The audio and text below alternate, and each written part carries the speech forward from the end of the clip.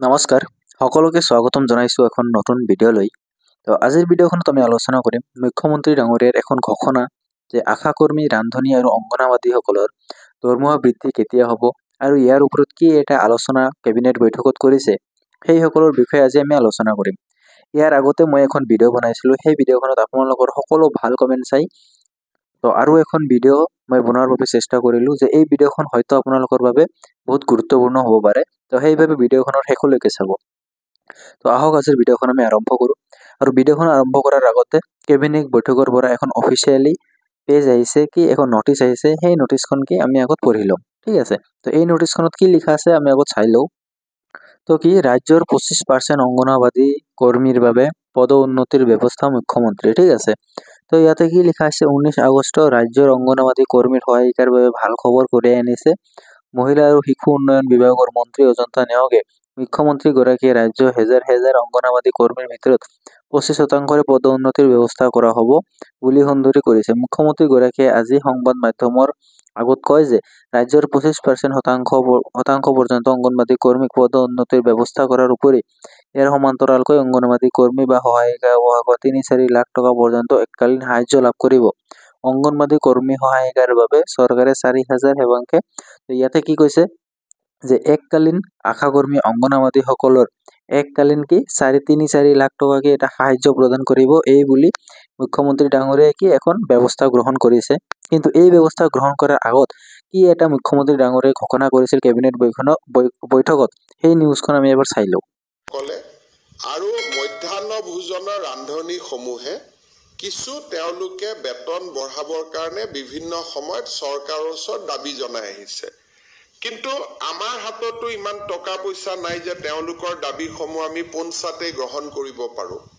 আমাৰ বিত্তমন্ত্ৰী অজন্তা নেওগ, মন্ত্ৰী পীযুষ হাজৰিকা আৰু মন্ত্ৰী অশোক সিংঘাল, এই যিখিনি আমাৰ ডিপাৰ্টমেণ্ট ইয়াত ইনভলভ হৈ আছে, এই তেওঁলোকক লৈ আমি এখন সৰু কমিটি কৰি দিছোঁ যাতে বাজেটৰ সময়ত বা বাজেটৰ পিছত উপযুক্ত সময়ত মধ্যাহ্ন ভোজনৰ কৰ্মী, আশা কৰ্মী আৰু অংগনবাদী কৰ্মী সহায়িকাসকলক আমি কি সহায় কৰিব পাৰোঁ, তেওঁলোকে যিমান খুজিছে আমিতো সিমান কৰিব নোৱাৰোঁ, কিন্তু কি সহায় কৰিব পাৰোঁ তাৰ বিষয়ে তেওঁলোকে বিবেচনা কৰি। তো আৰু এখন পেজ আহিল যে দিছপুৰ প্ৰেছ ক্লাবত মধ্যাহ্ন ভোজনৰ কৰ্মচাৰী সংস্থাৰ সংবাদ মেল, মানে এখন স্কুলৰ ৰান্ধনীসকলৰ বাবে মাননি 5,000 টকালৈ বৃদ্ধি কৰা দাবী। তো 5,000 টকালৈ দৰমহা বৃদ্ধি কৰাৰ দাবী হৈছে 12 আগষ্টত চলন্ত ধৰ্ণা। তো ভোজন সম্ৰাট অনুপ জলাৰটো প্ৰাগ পৰিয়াল আদৰণি।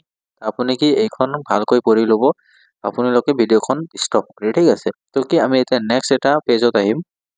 তো কি এইখন মধ্যাহ্ন ভোজনৰ কৰ্মচাৰীৰ মাননি বৃদ্ধিৰ দাবী আয়োজিত এখন সংবাদমেলত সংস্থাৰ কাৰ্যসূচী সভাপতি জিতেন ৰাভাই কয় যে 2005 চনৰ পৰা কাৰ্যকৰী হোৱা মধ্যাহ্ন ভোজনৰ আঁচনিত কৰ্মচাৰীসকলে আৰম্ভণিৰ পৰা মাথলি 500 টকালৈ বৃদ্ধি কৰিছে। যদিও ইয়াতে কি আপুনি সকলোখিনি ভিডিঅ'খন স্পষ্ট কৰি সকলোখিনি পঢ়ি ল'ব। যদি মই পঢ়িব শুনাও তেতিয়াহ'লে আপোনালোকৰ টাইম ৱেষ্ট হ'ব, যি কি আপুনি নিজে পঢ়ি ল'ব পাৰিব, অসমীয়া ভাষাতে লিখা আছে। তো এতিয়া কি মুখ্যমন্ত্ৰী ডাঙৰীয়াই কি যিখন ভিডিঅ' মই ইয়াৰ আগত প্লে কৰি দেখাইছোঁ, এইখন ভিডিঅ'ৰ সাপেক্ষে এটা নিউজ লেবৰ মাজত আৰু মুখ্যমন্ত্ৰী ডাঙৰীয়াই সেই একেখন কথাই কয়, সেই নিউজখন আমি এবাৰ চাই লওঁ। বৃদ্ধি কৰাৰ কথা কোৱা নাই, মই কৈছোঁ তেওঁলোকৰ সমস্যাসমূহ চালি জাৰি চাবলৈ এখন কেবিনেট কমিটি কৰা হ'ব।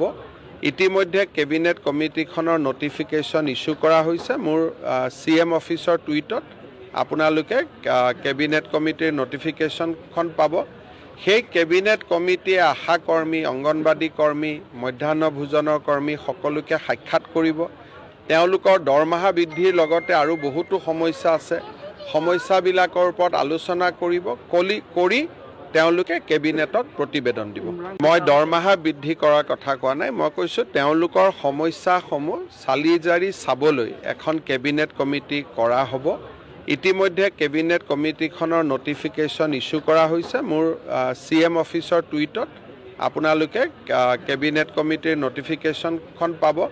সেই কেবিনেট কমিটিয়ে আশা কৰ্মী, অংগনবাদী কৰ্মী, মধ্যাহ্ন ভোজনৰ কৰ্মী সকলোকে সাক্ষাৎ কৰিব।